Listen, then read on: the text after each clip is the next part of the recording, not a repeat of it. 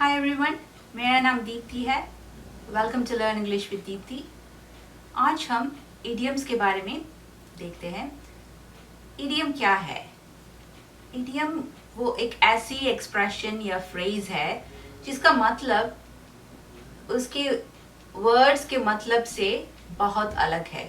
जो वर्ड्स के डिक्शनरी वाला मीनिंग है, अगर हम उसको मिला के वो मतलब जो एक्सपेक्ट करते हैं उससे बहुत अलग होगा उस एक्सप्रेशन का मतलब। ऐसे एक्सप्रेशंस को इडियम्स कहते हैं। इसीलिए इडियम्स अंग्रेजी सीखने वालों को एक बहुत कंफ्यूजिंग सी बात लगती है। आज हम कुछ फनी क्रेजी इडियम्स देखते हैं और उनका मतलब मैं आपको समझाऊंगी और आपको ये भी दिखाऊंगी कि उसको सेंटेंस में कैसे यूज कर सकते हैं। तो पहला इडियम है बाइट द बुलेट। इस इडियम को बुलेट से कुछ लेना देना नहीं है। इसके मतलब को इसका मतलब ये है कि जब हम कोई बात करना नहीं चाहते या कुछ काम करना नहीं चाहते फिर भी करना पड़ता है तो हम बाइट द बुलेट करके उसको करते हैं। ऐसे हम कहते हैं। एक एग्जाम्पल देखते हैं। I can't deal with my boss anymore, so I am going to bite the bullet and quit my job. मतलब ये व्यक्ति कह रहे हैं कि इनको अपने काम छोड़ने की कोई इच्छा नहीं है, बिल्कुल नहीं चाहते कि अपने काम छोड़े, लेकिन क्या करें, इनके बॉस इतने मुश्किल है कि इनसे डील करना नामुमकिन है अब। तो इसलिए ये जो काम है, जो काम जॉब छोड़ने वाली काम जो ये करना नहीं चाहते हैं उनको करना पड़ रहा है, तो ये बाइट द बुलेट करके काम छोड़ेंगे, ऐसे ये कह रहे हैं। अगला एग्जाम्पल है you should bite the bullet and go see the dentist before your tooth gets bad. So ये कह रहे हैं कि आपको डेंटिस्ट के पास जाना अच्छा नहीं लगता, आप बिल्कुल नहीं चाहते डेंटिस्ट के पास जाना, लेकिन आपको करना पड़ेगा क्योंकि आपको एक टूथ एक है और ये बुरी होने के पहले डेंटिस्ट के पास जाइए और उसको फिक्स कीजिए। इवन दो आपको वहां जाना अच्छा नहीं लगता फिर भी करना पड़ेगा आपको, ऐसे उसका मतलब है बाइट द बुलेट का। तो अगला इडियम देखते हैं। अगला वाला है रेन कैट्स एंड डॉग्स। उसका लिटरल मीनिंग जो डिक्शनरी वाला मीनिंग है क्या है? कुत्ते बिल्ली बारिश में आना। ऐसा कभी होता नहीं है, लेकिन इसका मतलब सिर्फ ये है कि ये बहुत भारी बरसात जब होते हैं तो कहते हैं कि it's raining cats and dogs. इसका एक एग्जाम्पल देखते हैं। We can have the picnic today because it is raining cats and dogs. मतलब आज हम पिकनिक नहीं कर सकते क्योंकि आज बड़ी भारी बारिश हो रही है।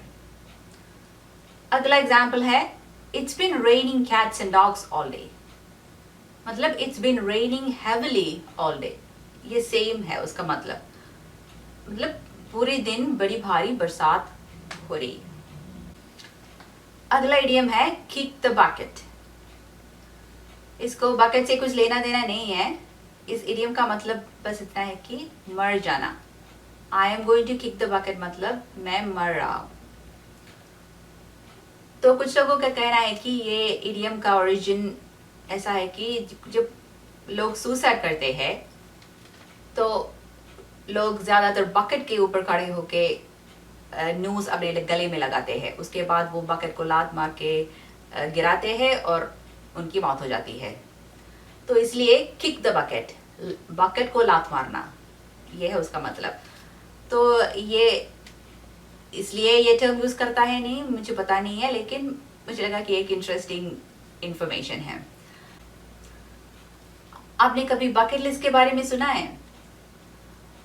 बकेट लिस्ट नाम का एक मूवी आया था कुछ साल पहले, मॉर्गन फ्रीमैन थे उस मूवी में।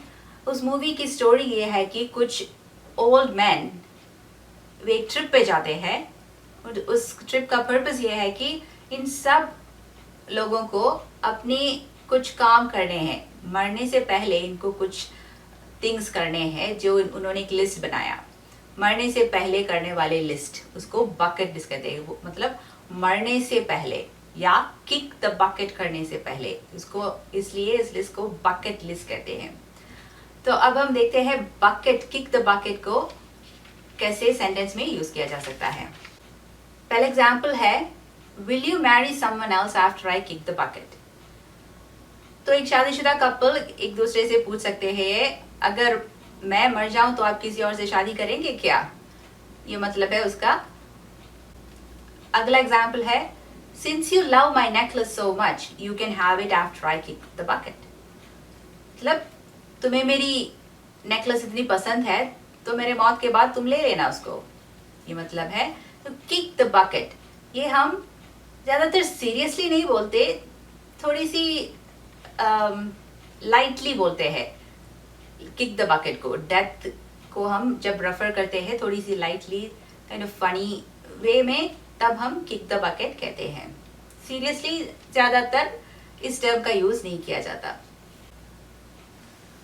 तो अगला इडियम है bull in a China shop. तो आप सोचिए कि आप बुल फाइटिंग सब देखते हैं, वो बुल्स कैसे होते हैं, वाइल्ड एंड क्रेजी होते हैं, नहीं? तो इमेजिन कि हम ऐसे एक बुल को लेके एक चाइना शॉप में छोड़ देते हैं। चाइना शॉप में अच्छी अच्छी डेलिकेट सी एक्सपेंसिव थिंग्स होती है। अगर हम एक वाइल्ड बुल को उसमें छोड़ दे तो क्या होगा? सब टूट जाएंगे, नहीं? सब एक्सपेंसिव डेलिकेट इतनी अच्छी चीजें हैं वो सब टूट जाएंगे। तो यही मतलब है bull in a China shop expression का। मतलब एक क्लमजी आदमी जो इंटेंशनली नहीं, फिर भी उसके हाथ से सब हमेशा टूट जाते हैं। अगर ये आदमी आपके घर में आया तो कुछ ना कुछ, कहीं न कहीं कुछ तोड़ बोड़ करके ही जाएगा। ऐसे आदमी को bull in a China shop कहते हैं। उसका एक और मतलब है कि ये ऐसे लोग जो एक सॉफ्ट सी अप्रोच नहीं लेते, कहीं भी जाते हैं तो अटैकिंग मोड पे हमेशा होते हैं, ऐसे लोगों को भी bull in a China shop कहा जाता है। तो पहला एग्जाम्पल है, Dennis the Menace ran into the house like a bull in the china shop as soon as Mr. Wilson opened the door. तो यहाँ पे कह रहे हैं डेनिस द मेनेस, ये फेमस कार्टून कैरेक्टर है जो एक छोटा सा बच्चा है, वो हमेशा कुछ ना कुछ तोड़ फोड़ करता ही रहता है। उसका नेबर है मिस्टर विल्सन। मिस्टर विल्सन कभी डेनिस को अपने पास आने नहीं देता, क्योंकि उन्हें पता है कि कहीं भी डेनिस मेरे पास आ गया, कभी डेनिस मेरे घर में आ गया तो सब कुछ गड़बड़ करके ही जाएगा।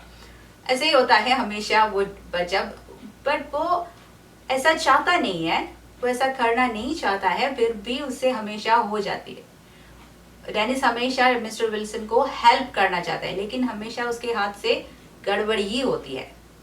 ये है correctly bull in a China shop का मतलब। जो डेनिस करता है वो है bull in a China shop. अगला एग्जाम्पल है, the managements lawyer went into the workers union meeting like a bull in a china shop and now any hope of a reconciliation is gone. मतलब इस sentence में हम ये कह रहे हैं कि मैनेजमेंट के जो लॉयर थे उन्होंने वर्कर्स के मीटिंग में सॉफ्टली सी बात नहीं की, उन्होंने बहुत अटैकिंग एटीट्यूड के साथ उस मीटिंग में वो आए थे। इसीलिए वर्कर्स के साथ कोई रिकन्सिलिएशन होने की अब कोई उम्मीद बची नहीं है। ये उसका मतलब है, मतलब सॉफ्टली हैंडल करना चाहिए था वर्कर्स के नीड्स को। इन्होंने बहुत अटैकिंग मोड में किया, इसलिए वर्कर्स ने एक रिकन्सिलिएशन उनसे नहीं हो पाएगी। मुझे आई होप कि आपको ये सब समझ में आया होगा। इडियम्स एक ऐसी बात है अंग्रेजी में कि जो आपको मेमोराइज करना पड़ेगा। थोड़े थोड़े से आप लर्न कीजिए, थोड़े थोड़े से उसको मेमोराइज कीजिए, और कभी भी आपको ऐसी एक मौका मिले कि इस एक इडियम को यूज कर सके तो use it in a sentence. आपकी डेली कॉन्वर्सेशंस में आप कभी भी, अगर एक दिन बहुत भारी बरसात हो रही हो तो कहिए, instead of saying it's raining heavily, आप कहिए कि it's raining cats and dogs, right? So ऐसे आप थोड़ी थोड़ी सी इसको वर्क इन योर कॉन्वर्सेशन, तो आपकी अंग्रेजी अच्छी लगेगी, ज़्यादा अच्छी लगेगी। सो मैंने एक यही वीडियो मैंने अंग्रेजी में बनाई है, तो आप ये वीडियो देख के अब आप सब समझ गए हैं, तो यही वीडियो आप अंग्रेजी में देखिए। मुझे लगता है कि ऐसा देखने से आपकी स्पोकन इंग्लिश अच्छी हो सकती है, क्योंकि आप जान सकते हैं कि यही बातें अंग्रेजी में करेक्टली कैसे कह सकते हैं। तो आप प्लीज़ अंग्रेजी में वो वीडियो देखिए और आप अपनी स्पोकन इंग्लिश में इडियम्स यूज़ कीजिए। अगर आपको ये वीडियो अच्छी लगी तो please like and share it, और आप मेरे चैनल को भी सब्सक्राइब कीजिए। Thank you for watching.